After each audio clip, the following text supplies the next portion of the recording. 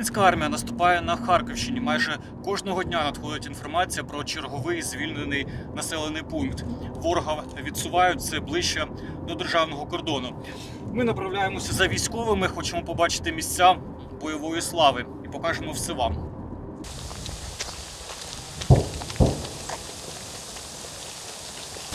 Видите, как они чисто стояли? Чистенькие ребята.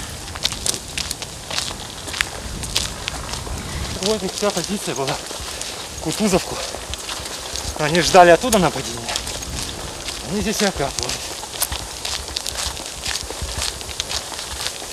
Так что вон все электрика перебита, все перебито. Это только что от нас летело или в нашу сторону? Да, ну уже так непонятно, я тебе честно скажу. Куда они кидают, кто кидает. Главное, что они рядом. Если еще просто ложись. Вот это представьте, это длина их окопов. То мы до сих пор идем по их позиции. Представьте, что мы уже прошли. До сих пор они... Сколько их было здесь. То есть отсюда они нас фигачили. Двое суток вроде. Накрывали.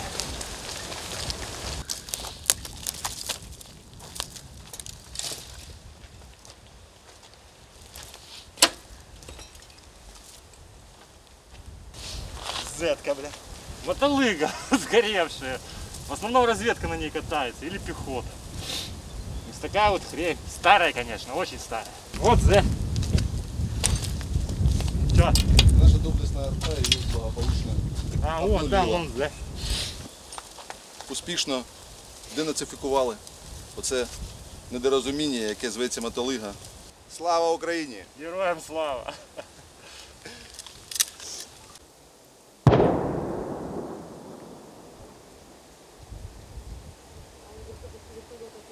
Ну це вони копалися, кацапи. Та ну таке, ну. Тут вони притягнули маленький екскаватор такий, і оце він тут накопав.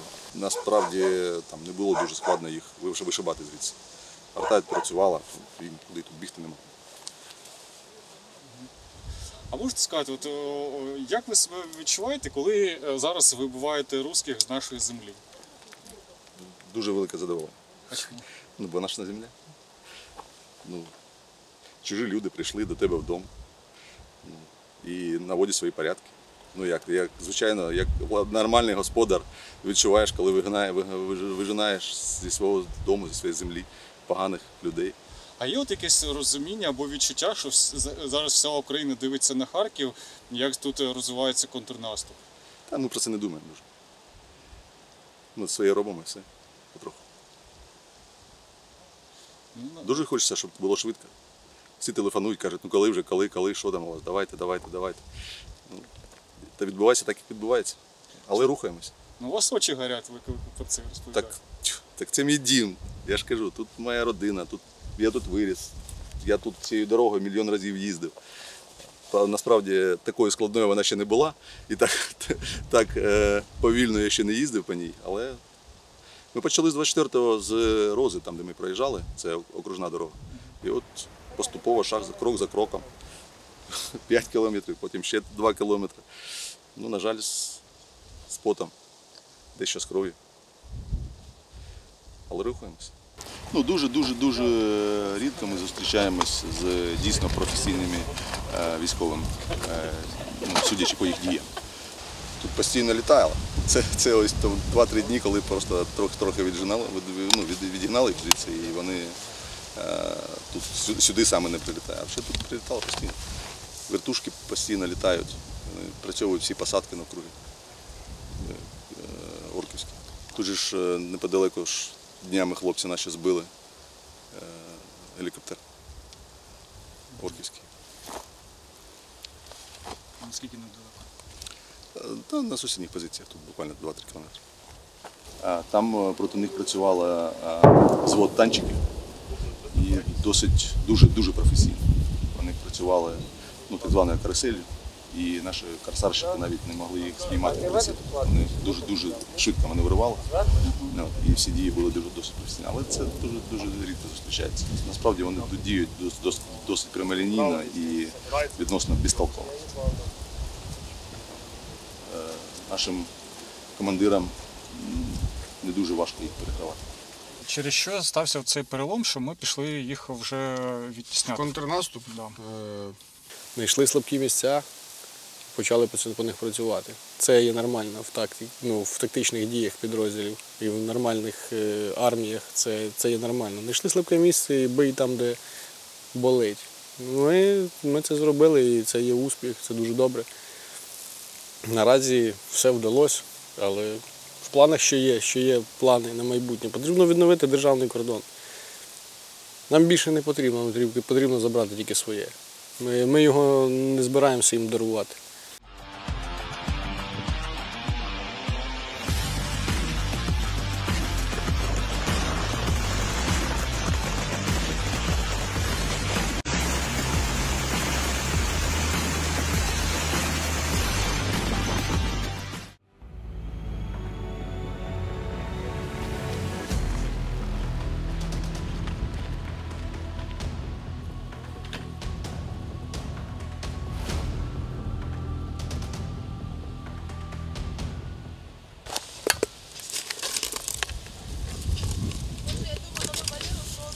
Сперва были на заправке до километра, отсюда танчик по нам работал, то есть разбирал заправку полностью.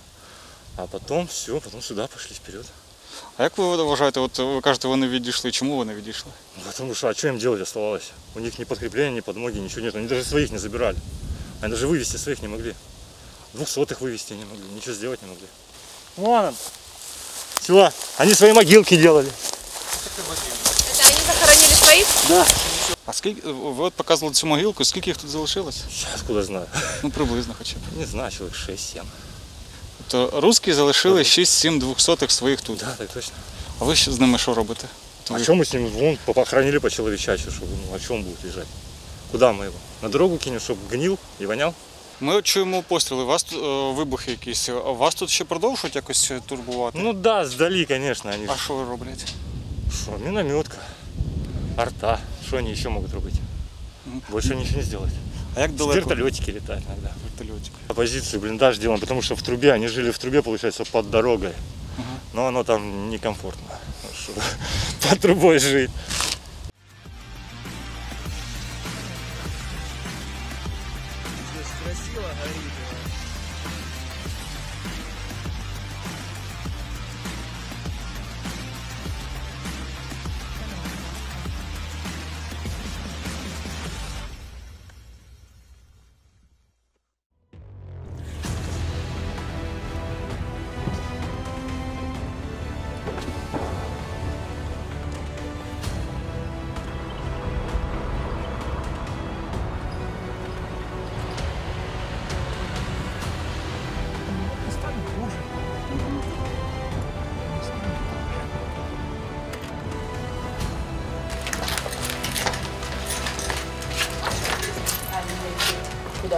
Тут в підвалі жили цивільні люди, але оркам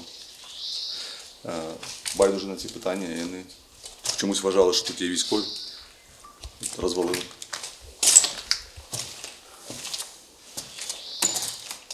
Слава Богу, тут підвал міцний, люди всі живі. Але школа, думаю, не пригодна вже. Гарна школа була відремонтована. Бачите, пластикові вікна. Нове обладнання, нові парки.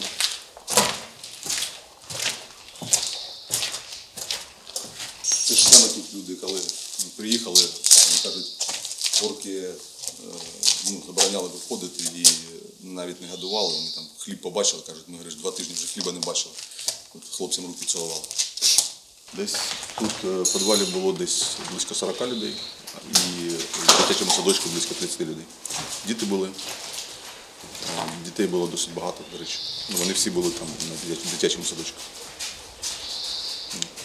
Тут була родина з 8-місячною дитинкою.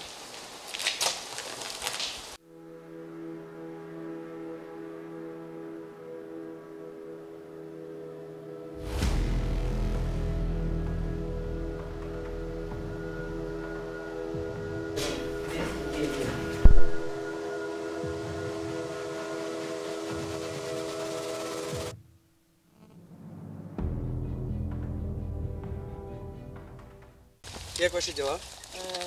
Добре. Боже, а чого ти так сіяєш? Нас побачив. Понаходили ці позицію нову їх не знайшли. Ну що? Ты что, повезешь? Залишили.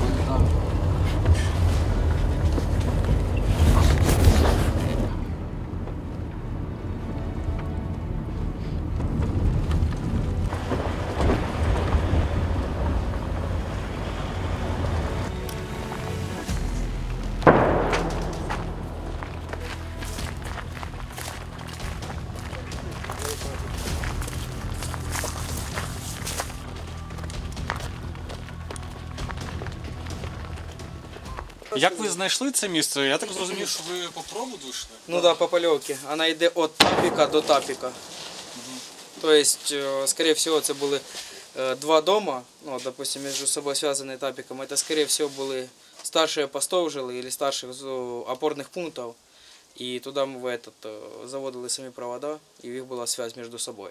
А глаза, скорее всего, ну, этот дом, скорее всего, был или для снайперов, или для высшего командования, потому что тут великі обзори йде на саму Кутузовку і на самому Мотову. Ви коли сюди прийшли, от що ви побачили? Срач. Ну, те, що є зараз. Ну, після зачистки ті збиралися і тікали дуже швидко, тому що полишали і патрони, і обмундирування свої, противогази, польовка, нічого з собою не забирали, крім зброї. А документи якісь залишились? Да, документи є. А от по документам що видно? ЛНР, ДНР, ну, як об'яснити? Самі солдати це були ДНР, ЛНР, а вище командування непосередньо з русських. А це каски, можете показати? Це якісь ще... Совєтські, так. Да. Ну, я не знаю, ну, такими вже, мабуть, ніде не воюють. Як бачимо, воюють. Ну, А патроны такие потом будете использовать? ну, конечно. В другу сторону только. Вот это же идут бронебойные. С черным, не с черным, а с фиолетовым наконечником. Они же обозначенные. Хочу. Извините, что такое красивое сзади. Сейчас Да. Що? Боже, я брав. Скасування тривоги у Харківській області, тому жителі Харківщини можуть залишати укриття. А что это летит? Вертолеты наши. Ну это, наверное, что наши. А там я не знаю.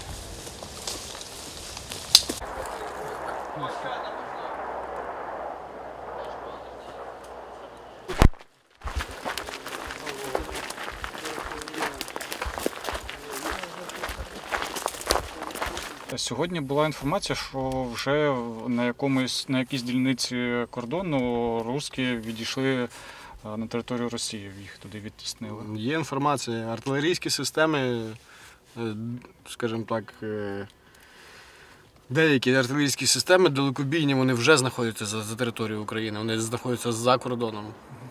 Вони вже там, вони звідти ведуть вогонь.